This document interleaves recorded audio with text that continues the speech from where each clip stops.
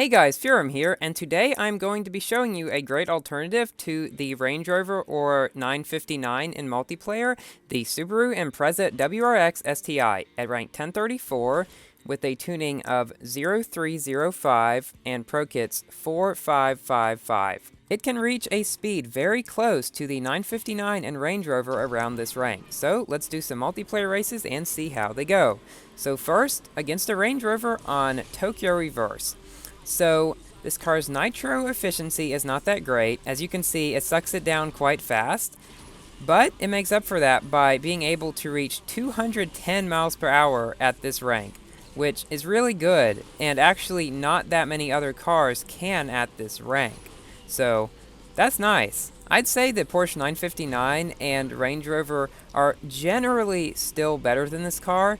However, this is very close, and it is very useful if you either overtuned them or maybe you didn't get the 959 in its championship. But yeah, this is a great alternative car. Something really weird about it is that it can only be white. You cannot put any decals on it, nor can you change the color at all. Which is strange, because in real life, I'm pretty sure it can't just be white. I'm pretty sure it can be other colors, so really not sure about why that happened. Anyways, around this corner, you can see that it drifts okay, especially if you do that kind of micro drift, and it also handles pretty well too. But up here, there's this infamous part of Tokyo Reverse that has no nitro pickups for the longest time. And in a car that is somewhat nitro reliant and doesn't have very good nitro efficiency, it's really bad. Since this car reaches a higher speed when tuned for nitro, it only can go 165 at this rank without nitro. But it makes up for that by reaching 210 with nitro, which is, I want to say, a 45 miles per hour nitro increase. And since it is somewhat nitro reliant and not very efficient with the nitro, it's best to run extra tanks with it. So I beat a Range Rover that was 58 above me. Even though he was unboosted, that's still pretty good. So in this next race, which is on Patagonia, we can see how the Subaru does against a 959. Now, the 959 starts up faster. However, this car will not be far behind because it starts up fairly fast as well. And since it is not as nitro reliant as the Porsches, it can make it around these corners better because it does not slow down as much while drifting. And just like that, I have passed the 959. After I passed him, it looks like he fell off the end of the curve back there. I'm not sure why they decided to make it open so you can fall off and either wreck or be put out of the boundary so you get put back. I guess it's to make it a little more of a challenge. Anyway, you can see here I have to wag, as I call it, to regain nitro. Again, because of the bad nitro efficiency. Even though he wrecked, he is still catching up to me back there. Not as fast as you might expect, though. One reason I wanted to test this car in multiplayer is because it is very obscure, and I don't really see anyone else using it, even though it's quite a good car. Sometimes the Patagonia tracks confuse me because there's not nitro where I'm expecting it. Because the normal version of the track and the reverse version of the track both have two variants with nitros in different positions. So yeah, and here I get knocked down when he's not even close to me. Yes, you can go back and see it. He was not touching me when he knocked down me. What I think happened was I got knocked down late because he did touch me about a second or so before that. But that's still really weird. It's happened to me before though, and I think it might have to do with the other guy having not so great of connection. Or it could just be a game bug, which, you know, Asphalt 8 has lots of.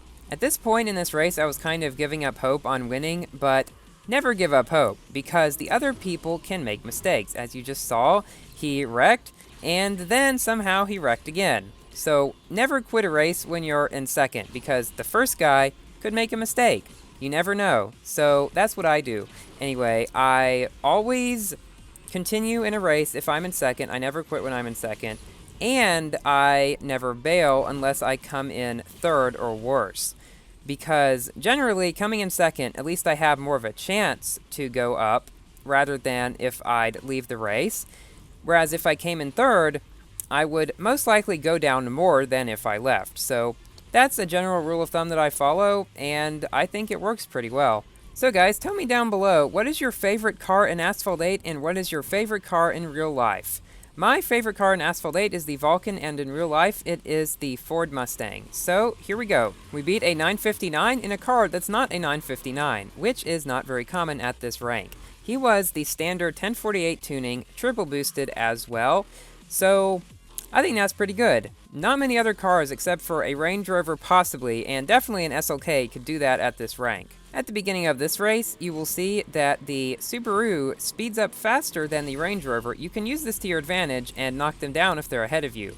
Unfortunately, the Porsche 959s still do start up faster, which means they are quite hard to beat if they are good drivers. For example, this Porsche 959 driver ahead of me is a very good driver, but he is not getting that far ahead of me either. And if he were to ever make a mistake or run out of nitro for any extended period of time, he would be toast. So all this is to say that even if you have a car that is slightly inferior, but not too much inferior, if you drive well, you can still hold your own against them, and even if you do not manage to beat them, you can show them that they've got competition and they better not make a mistake. Another fun thing about this car is it's always smiling from the back, so it always seems like it's cheering you to keep going no matter what. At least that's what I see in it. I thought about making a video of what certain cars look like to me. Would you guys be interested in seeing that? If so, I may do that. So here we go. We finished second. But that 959, as you saw, was not too far ahead, and he did not make a mistake either as far as I'm aware of. And sometimes the camera does weird things like this, but let's see what we came up against. So there was a triple boosted 959 and a double boosted Range Rover, which we beat by 14 seconds. Now for the last race, which will really show the true power of this car at this rank.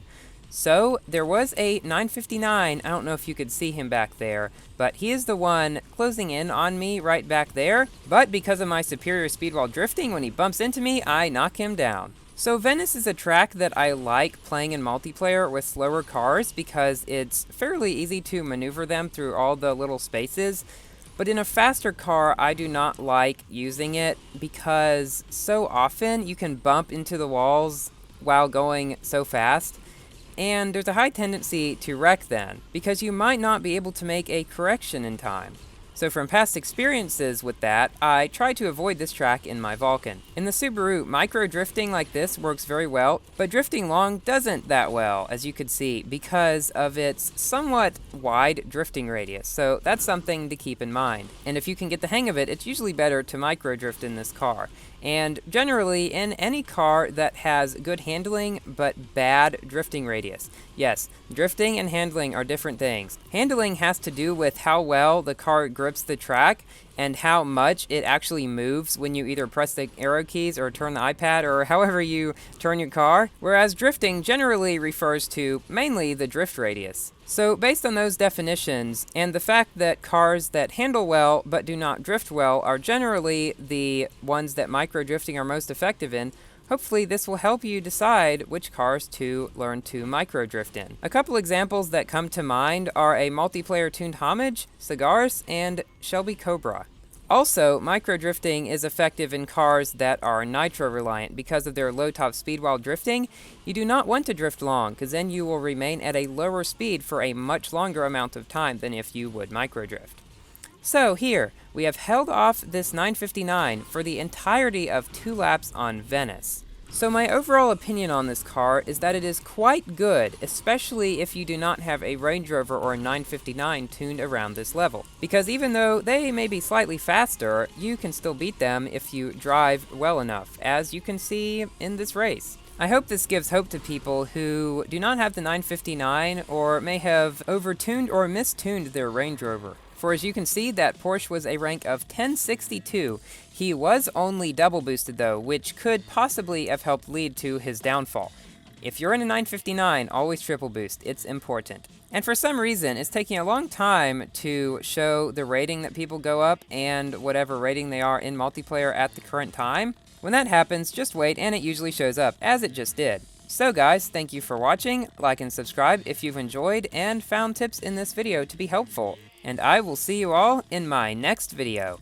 Goodbye!